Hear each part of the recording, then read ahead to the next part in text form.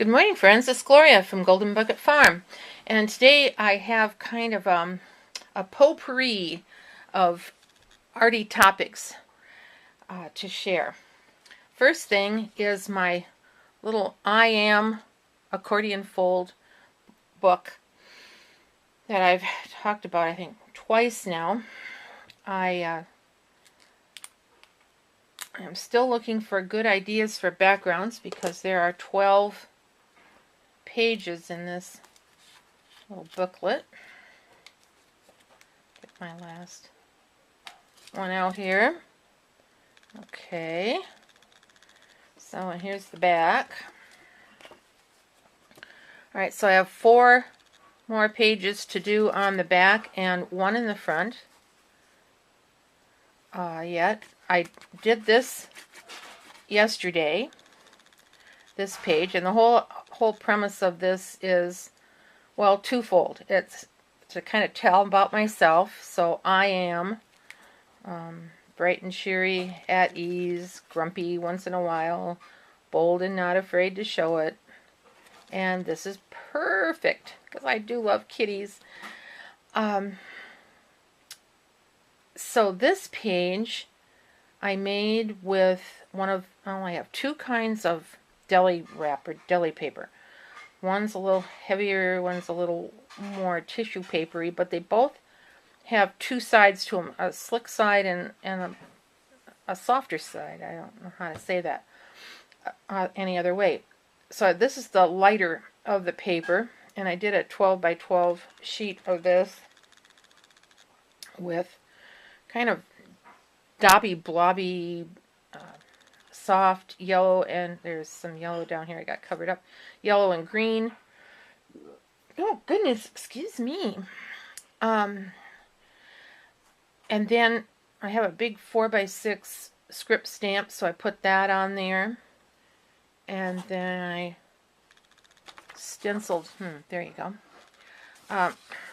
there, I stenciled some of these circles on, and we'll decoupage that all together. I printed out the perfect on my printer and Mod Podged it together, and so that's another page. So now I have 7.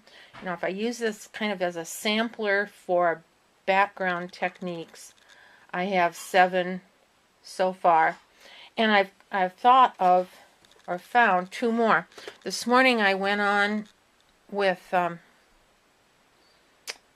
Crafting Vicky, and she was working on, I guess, her art journal, and she was mentioning Mike Deacon, some project that he was working on, and I thought, oh, I haven't looked at him for a little bit, so I hopped over there, and he was talking about using bleach.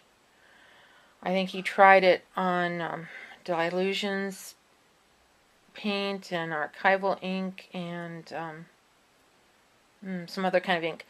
Anyway, I thought, oh, I can use ink or bleach. That was one of my projects that I would do with school kids, not little ones obviously, who might put their fingers in their mouths, but older responsible ones, where you could give them, like at Halloween time, a piece of black construction paper and a Q-tip or a little paintbrush and just a wee bit of bleach in a little dish, and they could paint, like a nighttime scene, a Halloween scene, with the bleach on the black paper, because the bleach would take the black away and leave kind of a yellowy orangey glow. It's just really a fun art project. Made the room smell like a hospital, but anyway, so that's I'm going to try to use that technique. I think I won't use construction paper, but I'll try it on my inks, the bleach on the inks, and see what happens with that. Okay, another one, and I wish I could remember, and if you're the person, somebody here a while back was doing some backgrounds using different kinds of mesh bags. They had, you know, like an onion bag and a potato bag, and this came from lemons. So whether I put my card inside the bag and work with paint or ink, or I just wad the bag up and kind of blobby, blobby, blobby. Those are my two ideas for today for the book. So I'm progressing. So if those work, then I just need three more backgrounds, and if you have some good suggestions, I would love to hear them. Okay, this on the cover of my little sampler accordion book, I used some ribbon, and the other day I don't know, I was thinking, what is that? It's just, the ribbon says sheer, but I know this is organza. That's what, there is some little satin on top, but the base kind of shimmery ribbon, that's organza. I just couldn't think of it when I was videoing. All right, next project. A while back, I bought and shared on my Dollar Tree haul that I got this puzzle, this foam puzzle, and I thought that I could use the letters, yeah, as little stamps. Obviously, if you want to use them with this textured side, you can only use the letters that you can flip over, you know, so that have the symmetry, so that, you know, your letters aren't backwards. Like the G, for instance, wouldn't work, but a lot of them, the A and the C and the D and the E and the F won't, but, you know, like that. So anyway, I thought, well, I could use the back side of the letters to print with, and I tried that, and that works just dandy. But I have another idea too that I tried. So this is this letter is on a juice bottle lid, and I tried it first with foam tape. That was a fail, because when I cleaned it off with baby wipe, which it does, cleans very nicely with a wet, you know, a damp baby wipe, it loosened the foam. So I put this one on with the glossy accents, and yeah, that puppy is not coming off. So I'll show you what I got here. Here was just a quick stampy. This is the neat pattern. Can you see that? Yeah.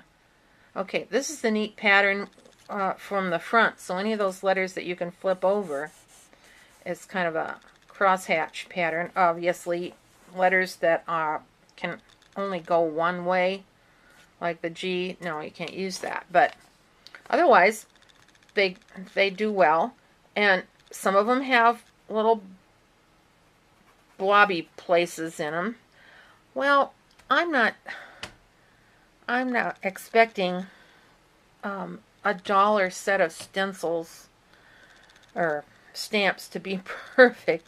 I mean, this is something I'd do on an art journal page, or just wrapping paper or something. If the little imperfections, and not all the letters have them, but the G does, it has little imperfections, I guess you can take a Q-tip and fill in that space, or you just say that's part of the character. Okay, this, like here, the Q, it looks like it has some little creases in it, but I can live with that for a dollar set of really fun little stamps. Then I wondered what would happen if I put the ink on the back of the foam. So I took my Memento Dewdrops, my favorite little inkies, and just rubbed it, and it cleaned off really well when it was done. Just rubbed it around, and Haha. Look what fun that is. So, yeah, this is going into my repertoire of things to do. Here, I just was I was wondering, could I use it, to trace with? Yeah, but it's kind of down in there because see those. It's a pretty thick. The foam is pretty thick, So anyway, yeah, that worked just great. So hop along if you want to have some fun for not very much money. Hop along and look in the toy section, in the kids, not even in the kids art section. This was just in the toy aisle at Dollar Tree, and see what you can come up with that. All right, and then the last thing today, ta-da! Oh, let me see. Let me pull this up a little bit. Let's see here. Can I do that? Yeah. I made a lolly. Who was I watching? It was Little Hot Tamale.